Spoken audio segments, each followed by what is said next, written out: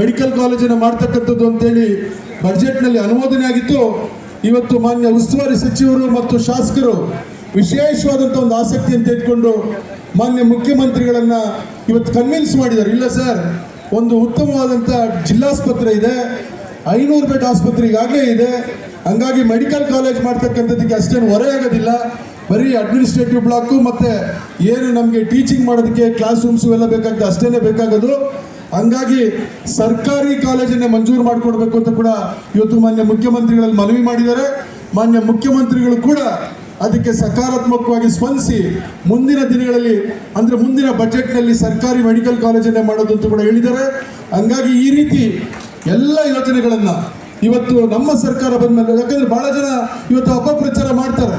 ಯಾಕಂದರೆ ಬಡವರಿಗೆ ಕೊಟ್ಟಿರ್ತಕ್ಕಂಥ ಕಾರ್ಯಕ್ರಮಗಳೇನಿದ್ದಾವೆ, ಗ್ಯಾರಂಟಿ ಯೋಜನೆಗಳು, ಅದಕ್ಕೆ ಸರ್ಕಾರ ಇವತ್ತು ಮಾಡಿರೋದ್ರಿಂದ ಭಾಳಷ್ಟು ಕಾರ್ಯಕ್ರಮಗಳಿಗೆ, ಅಭಿವೃದ್ಧಿ ಕಾರ್ಯಕ್ರಮಗಳು ಹಿನ್ನಡೆ ಆಗಿದೆ ಅಂತೇಳಿ ಇವತ್ತು ಹೇಳಬೇಕಾದ್ರೆ ಆರೋಗ್ಯ ಕ್ಷೇತ್ರದಲ್ಲಿ ಮಾತ್ರ ಏನು ಸರ್, ಇವತ್ತು ಸುಮಾರು 40 ಕೋಟಿ ಮೇಲೆ ಕೋಲಾರಕ್ಕೆ ಬಂದಿದೆ. ನಮ್ಮ SNR ಹಾಸ್ಪಿಟಲ್ ರಿನೋವೇಷನ್ಗೆ 10 ಕೋಟಿ ಬಂದಿದೆ. ನಮ್ಮ SNR ಹಾಸ್ಪಿಟಲ್ ಕ್ರಿಟಿಕಲ್ ಕೇರ್ ಯೂನಿಟ್ಗೆ 16 ಕೋಟಿ ಬಂದಿದೆ. ನರಸಾಪುರದಲ್ಲಿ CHC ಬಿಲ್ಡಿಂಗ್ಗೆ 12.5 ಕೋಟಿ ಬಂದಿದೆ. ಕ್ಯಾಲ್ನೂರಿನಲ್ಲಿ ಇವತ್ತು 4 ಕೋಟಿ. ಇವೆಲ್ಲವೂ ಕೂಡ ಕಾಮಗಾರಿಗಳು ಪ್ರಾರಂಭ ಆಗಿದೆ, ನಡೀತಾ ಇದ್ದಾವೆ. ಅಂದರೆ ಎಲ್ಲ ರೀತಿಯ ಯೋಜನೆಗಳು ಸಮಗ್ರವಾದಂಥ ಅಭಿವೃದ್ಧಿಯನ್ನು ಕಾಣಲಿಕ್ಕೆ ಇವತ್ತು ಮಾನ್ಯ ಸಿದ್ದರಾಮಣ್ಣವರು ನಮ್ಮ ಯೋಜನೆ, ನಮ್ಮ ಜಿಲ್ಲೆಗೆ ವಿಶೇಷವಾದಂಥ ಆಸಕ್ತಿಯನ್ನು ತೆಗೆದುಕೊಂಡು ಇವತ್ತು ಮಾಡ್ತಾ ಇದ್ದಾರೆ. ಹಂಗಾಗಿ ನಾವೆಲ್ಲರೂ ಕೂಡ ಅವ್ರಿಗೆ ಶಕ್ತಿ ತುಂಬತಕ್ಕಂಥ ಕೆಲಸವನ್ನು ಮಾಡಬೇಕು.